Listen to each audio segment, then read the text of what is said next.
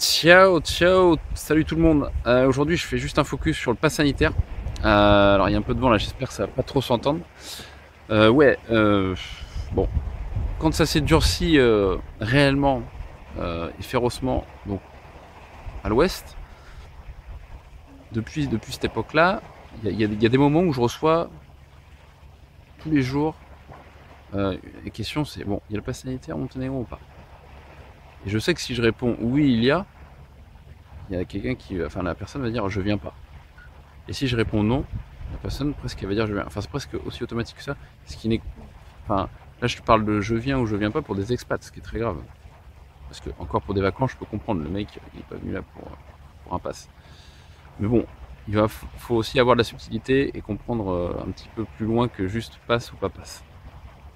Euh, ce que je veux dire par rapport à ça, c'est que aujourd'hui il y a des gens qui ont mis ce critère-là, donc pass sanitaire, en haut du tableau, et c'est presque ça qui va valider ou invalider un projet de vie, un projet d'expatriation, ce qui me semble très dangereux et très peu responsable, surtout quand on parle de déplacer un foyer. Ça me paraît complètement incohérent et il faut enlever, peut-être pas enlever le critère, mais ne pas le mettre en prioritaire. En réalité, le mettre en fin de tableau. Parce que si je sais pas, je prends un exemple extrême, mais si demain tu me dis,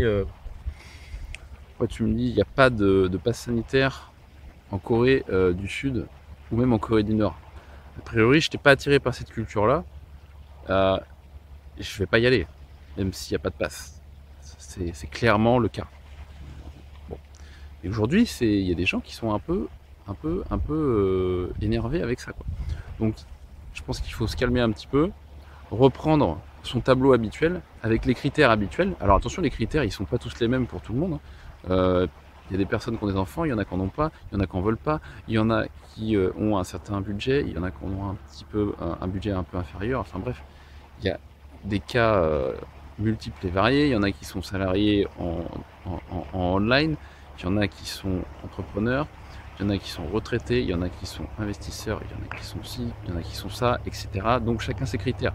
Mais il faut reprendre les critères fondamentaux qui sont habituellement étudiés pour l'expat. Donc c'est-à-dire, voilà, qu'est-ce que le pays m'offre, quel cadre de vie il m'offre, quel style de vie, est-ce que c'est le style de vie comme moi j'aime, est-ce que j'ai accès à plusieurs styles de vie différents, voilà, parce que ça peut être le style de vie, voilà, le style de vie côtier, ambiance mer, etc. Mais si on aime aussi l'ambiance station de ski, etc. Bon, bah, au Monténégro, nous, c'est un peu la force, c'est qu'on a tout ça, plus la campagne, voilà.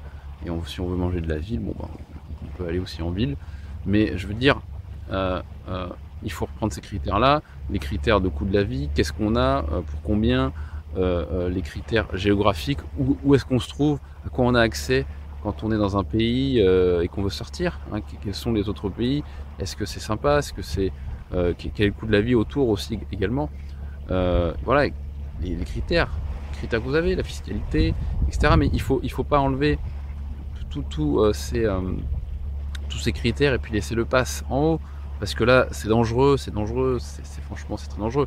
Moi je pourrais juste vous dire ouais, il n'y a pas le pass, allez-y, venez. Et puis s'il arrive dans 5 mois, qui le sait? S'il arrive dans un an, qui le sait? Personne, en réalité. Et au final, voilà, il y a toujours une réalité qui est différente de la théorie. Malheureusement, nous en France, les gens ils ont tellement confiance donc en l'État. Alors évidemment, hein, pas tout le monde, mais enfin quand même une bonne partie, on va pas se mentir. Si l'État le fait, c'est qu'il faut le faire, quoi.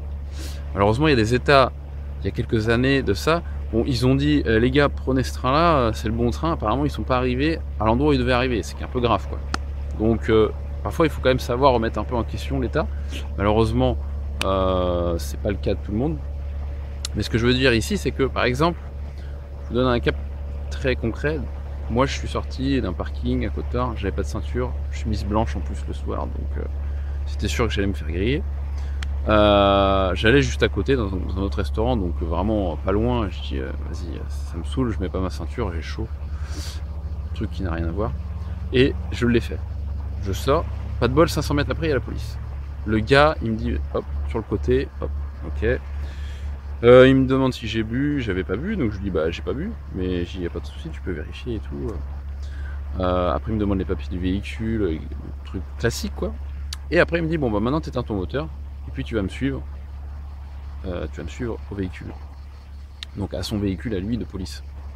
Et lui il s'assoit au volant de sa voiture quoi et me dit bon entre nous bon t'avais pas ta ceinture donc tu sais que c'est interdit. Je dis oui je le sais mais je dis bah écoute je sortais d'un parking, faut passer les vitesses et tout, j'allais juste à côté, j'allais la mettre et enfin bref j'allais juste à côté et je dis à ce restaurant là etc ce qui était vrai.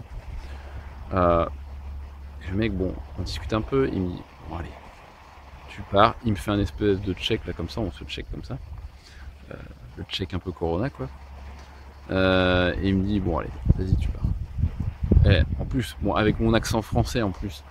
Et puis bon bah quand je passe mon passeport, il sait très bien que voilà, je suis français aussi, donc il aurait pu jouer, dire bon bah, mais sans jouer, appliquer la procédure. Le mec il paye son amende, point barre. Le mec il m'a laissé partir.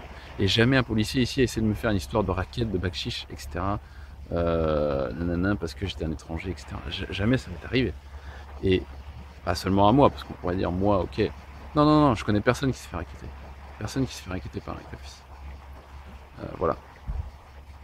Mais c'est-à-dire qu'il faut aussi dire la vérité. Si tu commences à mentir donc avec les policiers, moi à chaque fois je dis la vérité. Là j'ai mordu la ligne blanche, je l'ai fait, en barre. Il n'y a pas à chercher des histoires midi à 14h. Parce que si le gars, on commence à lui mentir, là par contre, il n'y a plus de cadeau. Il n'y a plus de cadeau et c'est pas bon du tout. Moi j'ai toujours dit la vérité et je ne suis pas emmerdé quoi. Et ce que je veux dire par là, c'est que normalement, s'il suivait la réglementation précise, il me la mettait, point barre. En France, ça m'est jamais arrivé. Le gars, il prend le pognon, il prend les points, et tu te casses, parce qu'il en a d'autres à choper après. Hein, y a du monde après au portillon qui attend pour prendre son amende. Hein. Le mec, il passe, lui, sa moto, tant qu'il ne bouge pas, il peut pas aller choper les mecs. Donc en plus, t'as pas le temps de discuter avec lui. C'est horrible. Donc ce que je veux dire par là, par rapport au pass dont je parle dans la vidéo, c'est que ouais, il y a une réglementation, mais après il y a la réalité. La réalité. Et voilà, ici c'est détendu, c'est voilà, c'est tourisme, nanana. Donc cool quoi, cool. Donc soyez, voilà, évaluez les niveaux de liberté et puis reprenez vos critères. Et de toute façon, ça c'est quelque chose qui se jauge sur place. Je veux dire, il n'y a pas besoin de rester 3 mois pour comprendre comment ça tourne au niveau de la vie au quotidien dans un pays. Si je veux dire, au niveau de la liberté, ça se sent très rapidement. Hein, quand, à moins qu'on reste derrière un ordi dans un Airbnb et qu'on fait rien. Mais si vous sortez dans la rue et que vous faites votre vie, vous allez faire vos courses, vous allez poster un truc à la poche, j'en sais rien, vous faites votre life, bah, a priori, en fait, vous allez vite sentir le goût de la vie. Hein. Ça se sent très vite, hein, pour qui sait l'analyser.